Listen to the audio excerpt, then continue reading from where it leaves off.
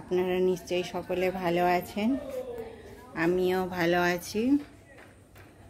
আর আমার এই ফুলগুলো এই বর্ষাকালে এখন ছায়াতে আছে, সেই জন্যে রঙটার একটু ফেড আছে, তো এগুলো এত সুন্দর কালার যে বোঝাতে পারবো না।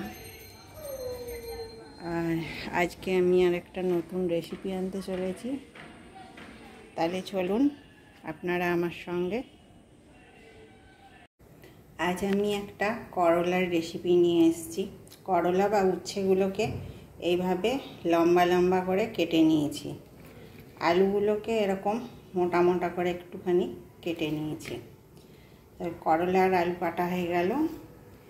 এবার একটু বেশি করে পেঁয়াজ নিয়েছি, হাফ টমেটো কেটে নিয়েছি, আর অল্প একটু রসুন থেঁতো করে নিয়েছি, আর নিয়েছি সর্ষে আর কাঁচা লঙ্কা বেটে।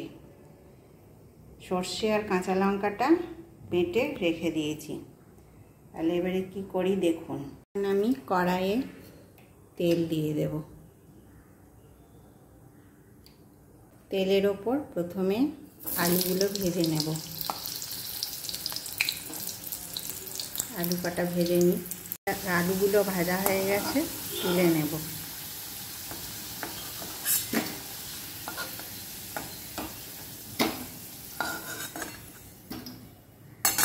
এবারে করলাগুলো ভাজবো।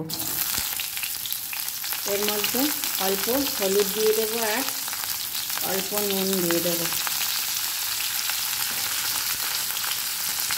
একেবারে অল্প নুন দেবো। তারপরে এগুলো ভাজবো।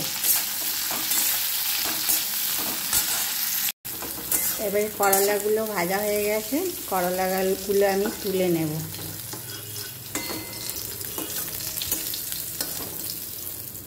তেল লাগবে এর মধ্যে।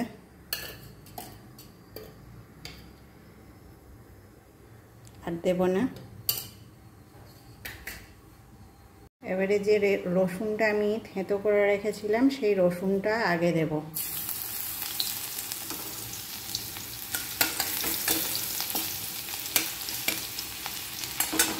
রসুনটা একটু হয়ে এলে এর মধ্যে আমি পেঁয়াজটা দেব।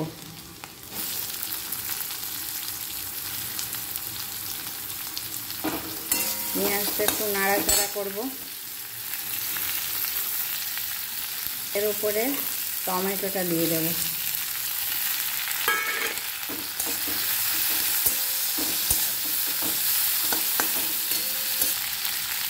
আগে তো নুন দেওয়া ছিল, সেই কারণে একটু কম নুন দেব। এবার এর মধ্যে আলু করলা ঢেলে দেব। অল্প করে হলুদ দেব, সঙ্গে নাড়াচাড়া করে জল দিয়ে দেব। এবারে এটা একটুখানি সেদ্ধ হোক। আমরা খুলে দেখব।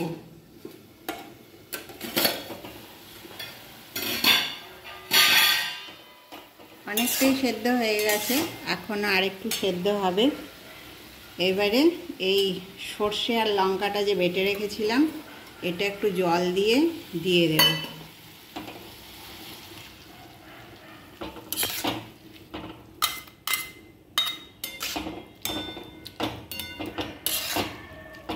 এবারে তরকারিটা আমরা খুলবো, খুলে দেখব। এই যে হয়ে গেছে, এরকম গা মাখা মাখা অবস্থায় থাকবে।